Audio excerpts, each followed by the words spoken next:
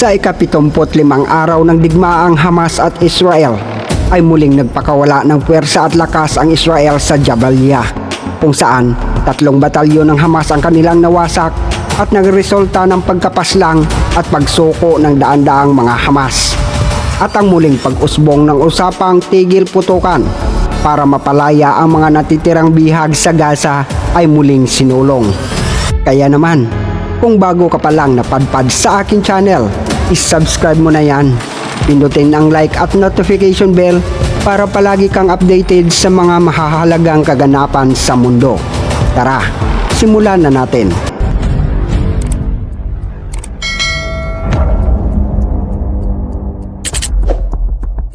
Ang 162nd Division ng IDF ay natapos ng ganap na lasagin ang 3 batalyon ng teroristang puwersa ng Hamas sa lugar ng Jabalia sa Hilagang Gaza. Umatay sa libu-libong puwersa ng Hamas at inaresto ang 500 terorista. Mayroon ding karagdagang 3,000 Hamas-associated na mga tao, non-combatants, na naaresto rin.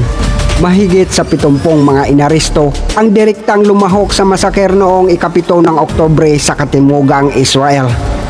Bagamat nakamit na ng IDF ang kontrol sa sentro ng Gaza City, ang Shiate area, ang Beit Hanun area at ilang iba pang mga lugar noong kalagitnaan ng Nobyembre, nagsimula ang mga operasyon ng IDF laban sa Jabalia ng maglaon. Nahinto sila sa kalagitnaan ng operasyon ng 1 linggong tigil putukan sa katapusan ng Nobyembre at tumagal ng humigit kumulang 2.5 linggo ng panibagong pakikipaglaban upang parihong makontrol ang Jabalia at madismantle ang mga organisadong kakayahan ng militar ng Hamas. May 3 batalyon na naghati sa depensa ng Jabalia sa mga pook dahil gusto ng bawat batalyon commander ng karangalan na ipagtanggol ang isang lugar na tinitingnan bilang mahalaga at sentro ng pamamahala ng Hamas. Hindi malinaw sa IDF kung gaano katagal pananatilihin ang malawak na puwersa sa Jabalia sa sandaling lumipat ang Israel sa Stage 3 na tumutukoy sa isang punto kung saan tapos na ang pangunahing digmaan. Ngunit kung saan inaasahang magpapatuloy ang IDF sa loob ng 3 hanggang 9 na buwan upang labanan ang isang insurhensya. Halimbawa, inaasahan ng IDF na pananatilihin ito ang karapatan at kapangyarihang tumago saan man sa lugar upang agarang harapin ang mga anumang banta ng terorismo. Ngunit maaaring hindi iyon nangangahulugang panatilihin ang malalaking puwersa sa harap ng mga sibilyang Palestinian kung ang lugar sa pangkalahatan nananatiling matatag. Sinabi ng Ministro ng Depensa na si Yoav Gallant na ang iba't ibang bahagi ng Gaza ay maaaring lumipat sa Stage 3 sa iba't ibang mga antas at may ilang mga lugar na nagsisimulang muling itayo habang ang iba ay maaaring manatili pa rin sa pinalawig na mababang intensity na salungatan. Gayon din, inanunsyo ng IDF noon na kumplito na ang mga operasyon sa Beit Hanun at ang karamihan sa 252nd Division nito na may maraming reservist ay makakauwi na. Mahigit sa 57 bahay ng 70 teroristang Hamas mula sa Jabalia na sangkot sa masaker noong ika-7 ng Oktubre ay nawasak ng IDF. At may mga planong sirain ang iba pang 13 bilang bahagi ng isang itinakdang patakaran. Bukod sa mga istrukturang iyon, kasalukuyang sinisira ng IDF ang 40 istruktura bawat araw na naglalaman ng mga booby trap at mga armas ng Hamas. Tinubkob ng IDF ang 2 bahay na konektado kay Yahya Sinwar kasama sa pagsira sa mga kakayahan ng Hamas sa Jabalia. Hindi lamang ang pakikipaglaban, pagpapatrolya at pag-inspeksyon sa teritoryo sa ibabaw ng lupa, kundi pati na rin ang malalim na malawak na gawain upang lansagin ang kanilang mga kakayahan sa ilalim ng lupa. Humigit kumulang 2 buong linggo ang ginugol sa pag-inspeksyon at pagsira sa mga lagusan ng Hamas sa Jabalia. Bahagi ng pag-unlad laban sa underground na kakayahan ng Hamas sa Jabalia at sa Hilagang Gaza. Sa pangkalahatan ay kinukontrol ang 2 bahay na konektado sa pinuno ng Hamas sa Gaza na si Yahya Sinwar, parihong silangan ng Shiate at silangan ng sentro ng lungsod ng Gaza. Ang isa sa mga bahay ay konektado din sa anak ni Sinwar Si Yahya Sinwar ang pinuno ng kilosang terorista ng Palestiniang Hamas. Ang bahay ay may mga bintana na pumipigil sa mga nagmamasid sa labas na makikita ang loob ng bahay. Habang sa loob ng bahay, ito ay may magagarang kortina. Hindi bababa sa 40 video surveillance camera ang nakakonekta sa bahay na naglalaman din ng mahahalagang intelligence item na konektado kay Sinwar at may elevator na VIP style. Bilang karagdagan, ang bahay ay may mga lagusan na nag-uugnay dito sa punong tanggapan ng militar ng Hamas sa Shefa Hospital at sa isang moske na malawakang ginagamit ng Hamas para sa mga operasyon ng terorismo. Inamin ng ilang opisyal ng IDF na nagulat sila sa kung gaano kaabante at kalawak ang mga underground network kahit naaalam ng IDF intelligence ang tungkol sa mabigat na pamumuhunan ng Hamas sa mga tunnel sa loob ng maraming taon. Ayon sa ilang puwersa ng Hamas na sumuko sa IDF, bahagi ng nakakumbinsi sa kanila na sumuko ay inaatake mula sa 5 magkakaibang direksyon ng sabay-sabay. Ang ilan sa mga sumuko ay nagsabi na tinitingnan nila ang pagsalakay ng Israel bilang isang senyales na ang Hamas ay nababaliw at napansin na hindi nila naisip ang tindi ng pag-atake. Nagpahayag din sila ng galit kay Sinwar na inabandona sila at desperado na lamang sa pagkain at tubig sa anumang halaga. Katulad ng mga video ng mga pagsuko na ipinakalat sa social media, inilarawan ng mga pinagmumula ng IDF ang mga sandali ng pagsuko bilang malaking halaga ng mga puwersa ng Hamas na lahat ay lumabas sa kanilang mga posisyon ng sabay-sabay na nakataas ang kanilang mga kamay.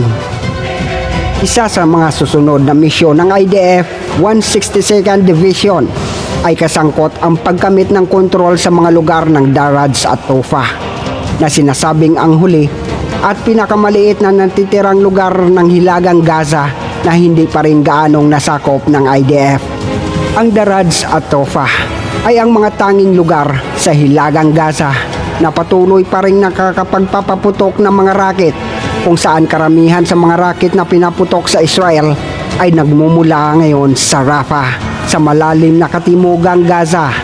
Mayroong pa ring matinding labanan sa Sijaya, isa pang lugar sa Hilagang Gaza. Ngunit ang IDF ay nagtatrabaho doon ng mahigit 2 linggo at nakagawa ng makabuluhang pag-unlad. Samantala, muling nagkaroon ng pag-asa sa pagitan ng Israel at Hamas at maaaring umabot sa isa pang tigil putukan at kasunduan para sa pagpapalaya ng mga bihag sa digmaan sa Gaza. Kasunod ng mga lihim na pag-uusap at ang pinuno ng militanteng grupo ay bumisita sa Egypt para sa katuparan ng usapin sa muling tigil putukan. Sinabi ng punong ministro ng Israel na si Benjamin Netanyahu noong Martes sa mga kamag-anak ng ilan sa natitirang 129 na bihag na hawak sa Gaza mula noong mga pag-atake noong 7 ng Oktubre na ang kanyang pinuno ng espiya ay nagsusumikap na mapalaya ang mga bihag. 2 bisis niyang ipinadala ang pinuno ng Mossad sa Europa upang isulong ang isa pang proseso upang palayain ang mga hostage at maibalik silang lahat. Kaya naman, ang direktor ng Mossad na si David Barnea ay nagsagawa ng positibong pagpupulong sa Warsaw ngayong linggo kasama ang pinuno ng CIA na si Bill Burns at punong ministro ng Qatari na si Sheikh Mohammed bin Abdulrahman Al Thani. Ang mga pag-uusap ay nagpapatuloy na may layuning maabot ang isang kasunduan tungkol sa pagpapalaya sa natitirang mga bihag sa Gaza kapalit na isang tigil putukan at ang potensyal na pagpapalaya ng mga Palestinian na magmumula sa kulungan ng Israel. Ang pinuno ng Hamas na nakabase sa Qatar, si Ismail Haniyeh, ay naglakbay sa Egypt ngayon na tradisyonal na isang pangunahing tagapamagitan sa pagitan ng Israel at mga Palestinian para sa pakikipag-usap sa pinuno ng intelligence na si Abbas Kamel. Ang isang source na malapit sa Hamas na nagsasalita din sa kondisyon ng hindi nagpapakilala ay nagsabi na ang mga pag-uusap ay tumutuon sa pagpapahinto sa digmaan at upang maghanda ng isang kasunduan para sa pagpapalaya ng mga bilanggo at ang pagtatapos ng pagkubkob na ipinataw sa Gaza Strip. Sinabi din ng Pangulo ng Israel na si Isaac Herzog na handa ang Israel para sa isa pang makataong paghinto at karagdagang makataong tulong upang mapagana ang pagpapalaya ng mga bihag.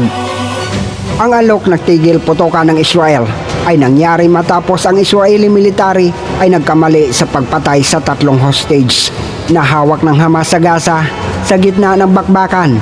Sinabi ng militar na ang mga hostage ay napatay sa pakikipaglaban sa mga militante sa Gaza at nagpahayag ng pakikiramay sa pamilya habang sinasabing magkakaroon ng buong transparency sa investigasyon sa insidente. Ang isang pahayag mula sa militar ay nagsabi na sa panahon ng isang matinding labanan sa Gaza ay kinilala nito ang 3 Israeli hostage bilang isang banta. Bilang resulta, nagpaputok ang mga tropa sa kanila at napatay sila. Maraming salamat po sa umabot hanggang dito sa dulo. At kung nagustuhan ninyo ang aking video, ay mag-iwan lamang po ng like at mag-subscribe. At magkomento na rin kung ano sa inyong palagay. Ang muling pagplano para isagawa ang isa pang tigil putukan sa pagitan ng Israel at Hamas ay magtatagumpay ba? Napalayain ng Hamas ang lahat ng bihag nito kapalit ng pagpapalaya din ng mga militanteng Palestinian mula sa kulungan ng Israel. Ito ba ay tutuparin ng Hamas? Ano man ang iniisip mo, sabi ka kong marinig ang inyong komento. Hanggang sa muli, El Profesor.